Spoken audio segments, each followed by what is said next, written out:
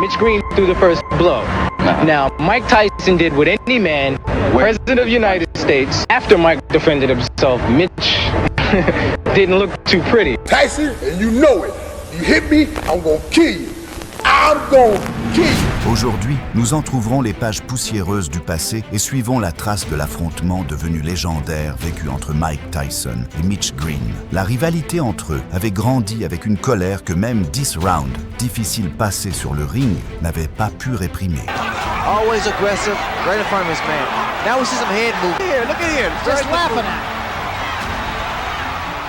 Mais un étrange caprice du destin les a de nouveau mis face à face. Cette fois, non pas sous les lumières éclatantes, mais sous l'obscurité froide de la rue. Et cette deuxième confrontation s'est transformée en une scène courte, mais inoubliable, dont le vainqueur fut déterminé en quelques secondes. His best rally of the fight right here. Look here, he's caught Tyson 4 or 5 times. Tous les amateurs français de boxe, préparez-vous. Ici, c'est le Kampf Universum.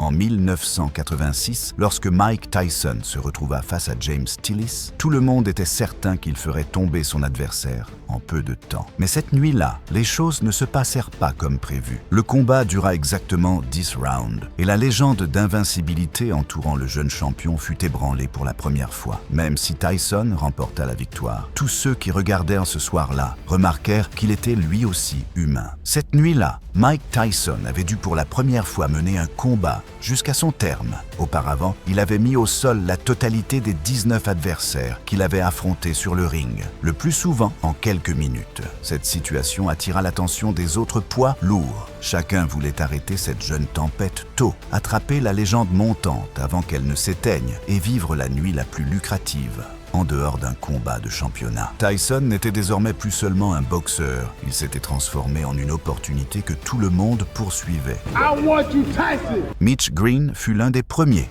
à remarquer la technologie montante de l'époque. La vague des caméras portables débutait et Green saisit cette chance. Avec ses propres enregistrements, il fit entendre sa voix directement aux amateurs de boxe. Sans télévision, de la rue jusqu'au foyer de millions de personnes. Tyson, and you know it. You hit me, I'm gonna kill you. I'm gonna kill you. À cette époque, il n'existait pas de partage instantané comme les réseaux sociaux. Les images filmées par Green ne pouvaient être diffusées que dans les journaux télévisés locaux ou sur les chaînes sportives. Ces courtes diffusions servaient de test pour mesurer l'intérêt et l'excitation du public. Green parvenait ainsi à faire passer son message à un large public. Watch the speed, watch the agility, watch the power. I ain't no joke. My name is Big Blood Green, and you heard my fight. Watch my smoke.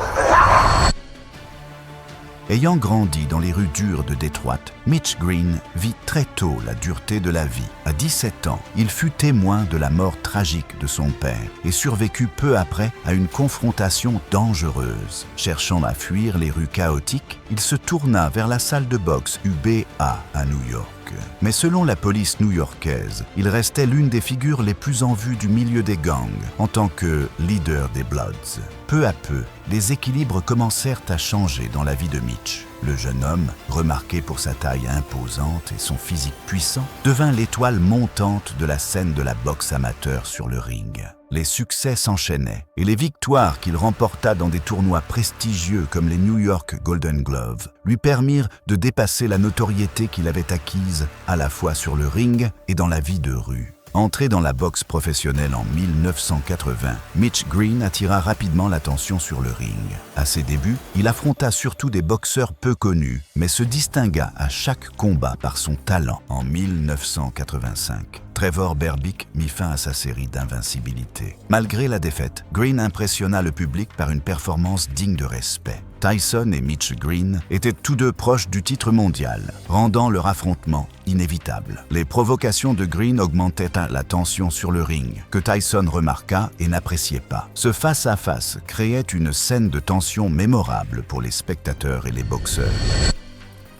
En 1986, Tyson et Mitch Green se rencontrèrent pour la première fois au centre du ring. Pour Tyson, c'était un combat prestigieux devant une grande foule et des caméras de télévision, mais il ne se laissait jamais impressionner. Toute son attention et sa détermination étaient concentrées sur le ring.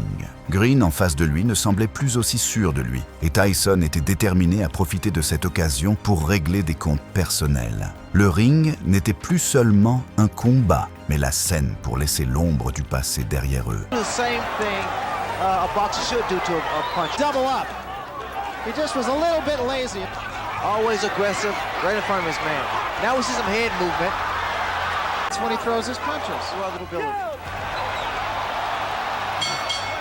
has a tendency to really frustrate a fighter. Good left. Le premier round avait commencé et les plans perdaient leur sens en quelques secondes. Green semblait physiquement supérieur, mais l'intelligence technique et la vitesse explosive de Tyson effaçaient toute différence. Dès les premières secondes, l'équilibre sur le ring changea. Green dut reculer, subissant les coups incessants de Tyson. Chaque tentative de défense échouait, et malgré sa grande taille, Green se retrouvait de plus en plus acculé. Désormais, c'était Tyson qui dictait les règles sur le ring. And talking to some of the people he fought. Look at here. Just laughing at him.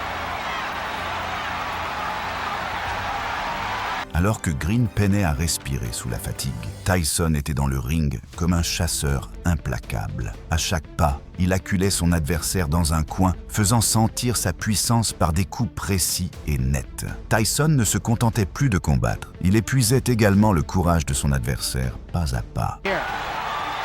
Look here. No. He's caught Tyson 4 or 5 times, and Tyson for the first time. Tyson is smiling. Here again. Oh, what a... Au dernier round, Tyson accéléra le rythme pour chercher le knockout. Mais Green ne faisait plus que tenir debout plutôt que combattre. Il passa le round à se protéger en s'agrippant sans cesse. Il échappa ainsi au knockout, mais perdit largement au point. Tyson l'emporta avec une supériorité nette. But we knew deep inside that I was going to win this fight so easy because of his style. He's a dang tough opponent, and he took some fairly decent shots. But as you know, I won comfortably, and I didn't try for the knockout, and I used a great deal of discipline in there, not knocking him out. Après sa défaite face à Tyson, Mitch Green rangea ses gants de boxe et se tourna vers la vie de la rue pour gagner sa vie.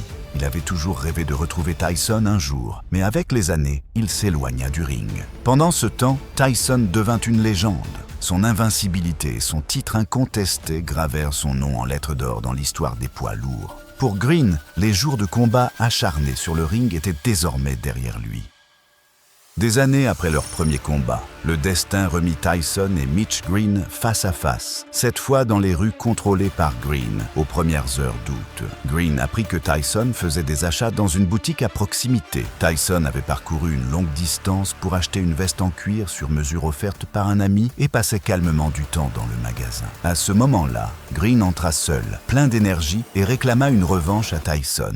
Habitué aux affrontements de rue, Tyson neutralisa Green en quelques instants. Les témoins racontèrent que l'incident dura seulement quelques secondes, mais que la supériorité de Tyson fut immédiatement évidente. Un affrontement court, mais inoubliable. Il n'existait aucune vidéo de cette nuit, mais plusieurs témoins racontèrent les détails de l'événement, et la plupart confirmaient la même version.